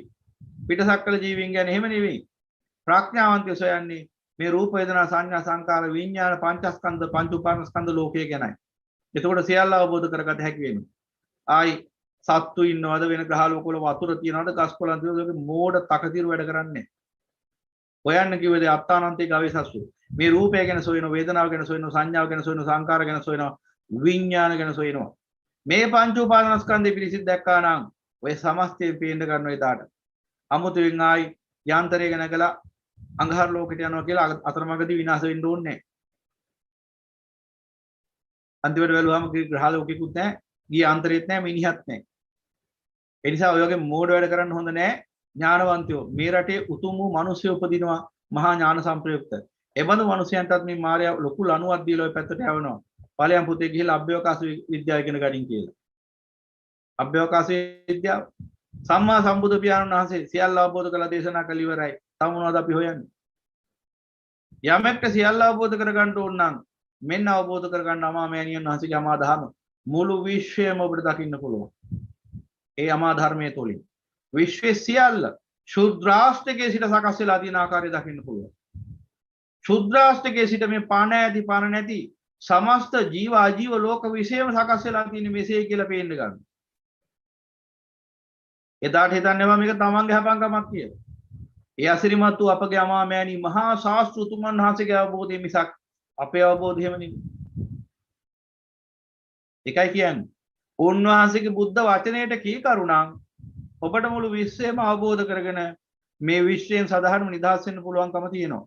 තරාදනික අජරාමර අම්මා මහ නිවනටපත් වෙන්න පුළුවන්කම තියෙනවා. ඒ නිසා පින්වතුනි ඊටම වැරවෑයම් කරන්න. එහෙනම් මේ මුළු විශ්වයම යනු රාග දේශ මොහයන්ගේ ප්‍රතිඵලයක්. මේ මුළු විශ්වයම යනු රාග දේශ මොහයන්ගේ ප්‍රතිබිම්බයක්. ඒකයි කිව්වේ සංකත ලෝකයක් මේ පවතින කියලා. සංකත කියන්නේ සුද්ධ සිංහලෙන් ගත්තොත් සංයෝජන හේවත් මේ රාග දේශ මොහයන්ගේ කෘත්‍යයක්. සංකත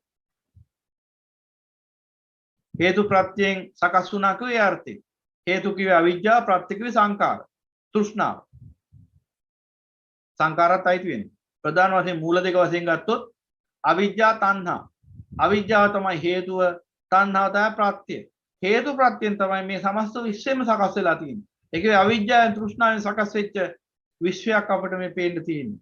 එහෙනම් මේ විශ්වයේ හවල් දෙයක් හොයන්නත් තව.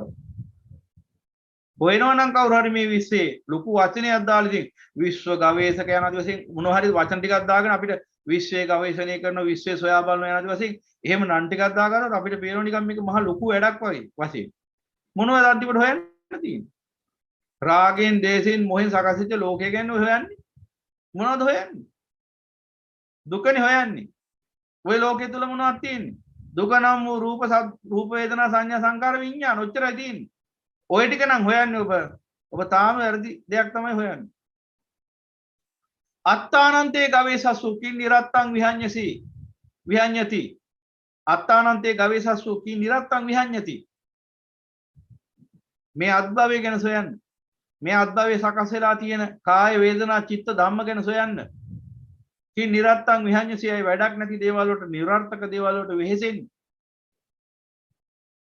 සෙවීම නම් මේ ආර්ය පරිශ්‍රණයයි නම් සෙවීම නම් ගවේෂණය නම් මේ ආර්ය ගවේෂණයයි මේ ආර්ය ගවේෂණයෙන් පිට මේ ආර්ය පරිශ්‍රණයෙන් පිට කිසිදු ගවේෂණයක් පරිශ්‍රණයක් නැති බව නුවණින් දකින්න. එහෙම කාට හරි තියනවා කියලා හිතනවා නම් ඒ කාන්ත අඥානෙ.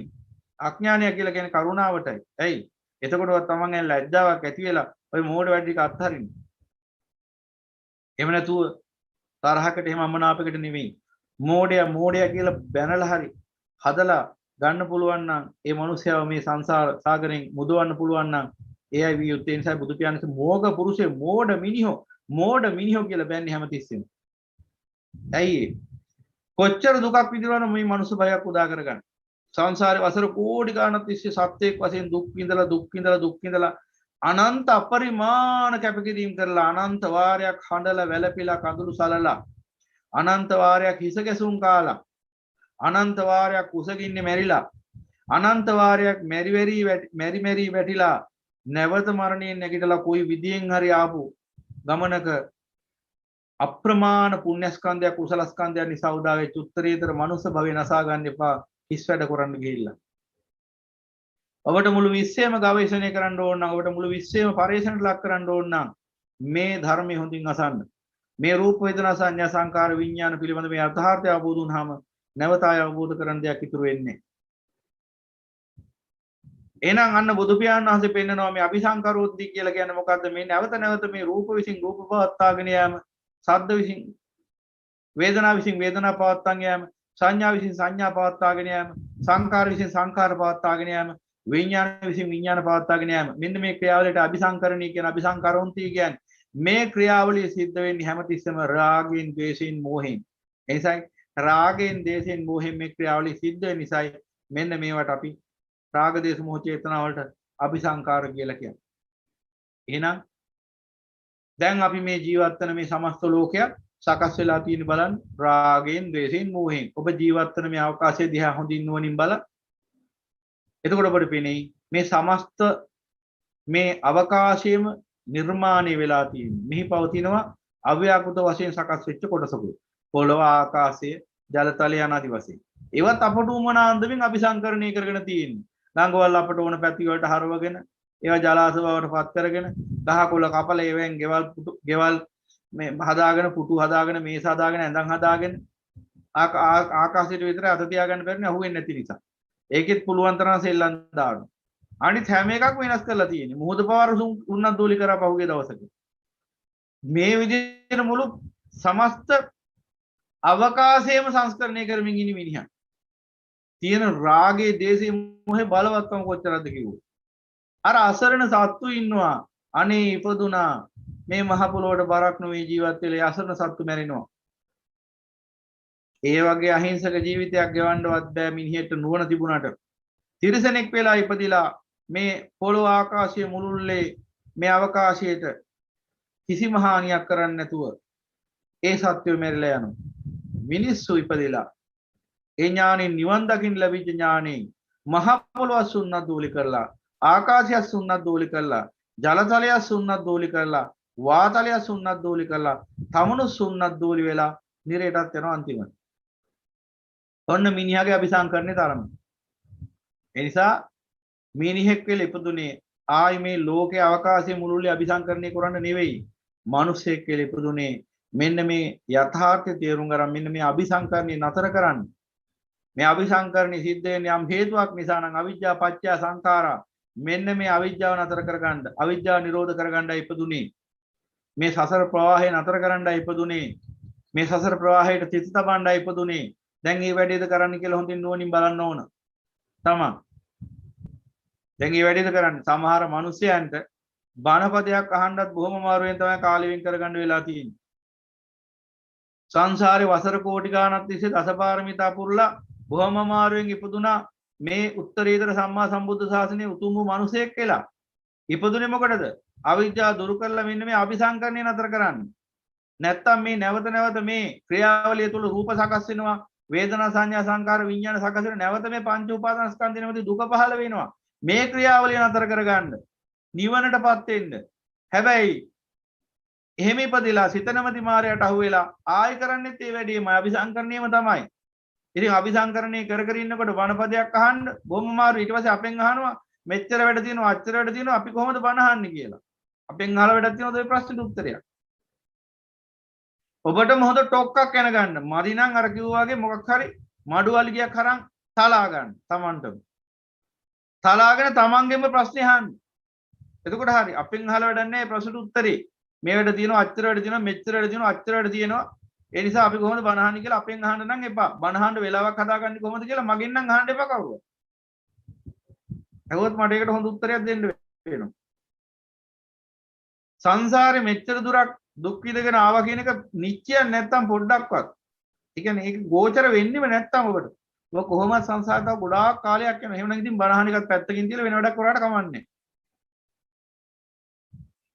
ඒසා පින්වතුනි මිනිසෙක් කියලා ඉපදුනේ මෙන්න මේ අபிසංකරණය නතර කරන්න. ඒකයි අසිරිමත් වූ අපගේ මහා ශාස්ත්‍රතුමන් වහන්සේ පරිනිර්වාණයටපත් වෙන මොහොතේ දසදහසක් චක්‍රාවාට කම්පිත කරමින් අවසන් බුද්ධ වචනේ ලෝකයට දේශනා කරන්නේ වාය ධම්මා සංඛාරා. මේ අபிසංකරණය වහාම නතර කළ යුත්තක්. වාය ධම්මා විනාශ කළ යුතු ධර්මයක් මේ. වාය ධම්ම අවසන් කළ යුතු ධර්මයක් මෙය. වාය ධම්මා දුරු කළ යුතු ධර්මයක් මෙය. වාය ධම්මා නිරුද්ධ කළ යුතු ධර්මයක් මෙය. වාය ධම්මා නිමා කළ යුතු ධර්මයක් මෙය. කුමක්ද? සංඛාර. මොනවද සංඛාර? රාග දේශ මෝහ චේතනා හේවත් මේ අபிසංඛාර. නිරුද්ධ කළ යුතු, දුරු කළ යුතු, පහ කළ යුතු, අවසන් කළ යුතු, විනාශ කළ යුතු, අත්හල යුතු ධර්මයක්. සමුදය ධර්මයක්. සංඛාර අபிසංඛාර රාග දේශ මොහ චේතනා අප්‍රමාදේන සම්පාදේත අප්‍රමාදී වැඩේ කරව. අප්‍රමාදී වැඩේ කරව. අප්‍රමාදීව කරන්න කිව්වේ වැඩේ. වෙන වැඩ කරන්න කිව්වේ නෑ. මොකද ලෝකේ වේගෙන්ම යම්කිසි ගමනක් සිද්ධ වෙනවා නම් වේගවත්ම ගමනක් තියෙනවා නම් ඒ වේගවත්ම ගමන තමයි මරණය කරා යන ගමන. ඒ තරම් වේගින් යන ඒ ගමන. ඒ නිසා ඒ වේගය කොච්චරද කියලා අපිට හිතා ගන්න බෑ. ක්ෂණයක් ක්ෂණයක් පාසා වේගෙන් මරණය දිහාට ඇදීගෙන යන ප්‍රවාහයටයි ජීවිතය කියලා කියන්නේ.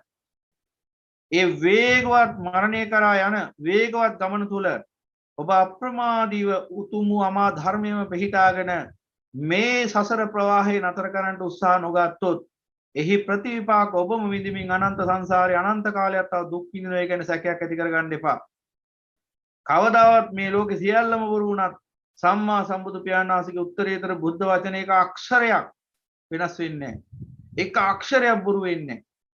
ඒ තරම් වූ නිර්මල වූ පරම යථාර්ථයක් සම්මා සම්බුදු පියාණන් වහන්සේ මේ පෙන්වා දෙන්නේ. ඒ නිසා පින්වතුනි මේ ධර්මයේ අසමින් ධාරණය කරගන්න හොඳින් තං සුනාත සාදුකං මනසිකරෝත. මේ සංකාර කියලා කියන්නේ නැවත මේ අபிසංකාර කියන්නේ නැවත මේ දුකම ගොඩනගන ක්‍රියාවලියයි. රූපය යන දුකයි, වේදනාව යන දුකයි, සංකාරය යන සංඥාව යන දුකයි, සංකාරය යන දුකයි, විඥානය යන දුකයි. පංච උපාදානස්කන්ධයම දුකයි. සංකිට්ඨේන පංච උපාදානස්කන්ධා දුක්ඛ.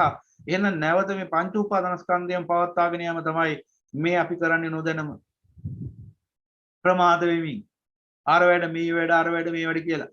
දැන් මේ උතුම් ධර්මය අවබෝධ කරගත්ත පින්වතුන් උනත් කල්පනා කරලා බලන්න. එහෙම අවබෝධ කරගත්තේ නැති අසරණිය ගැන මොකක් කියන්නද කියලා හිතා ගන්න බෑ. අවබෝධ කරගත්ත පිරිසත් යම් යම් මට්ටම් වලින් ප්‍රමාදයටපත් වෙනවා දුරවබෝධය නිසා, අවබෝධයෙන් තාම දුරස්ත නිසා. ඒ නිසා හැකිතරම් ධර්ම අවබෝධය ඇති කරගන්න. ඒකට නැවත නැවත මේ ධර්මයේ ශ්‍රවණය කරන්න. ධර්ම විමර්ශනය කරන්න. ගැඹුරට.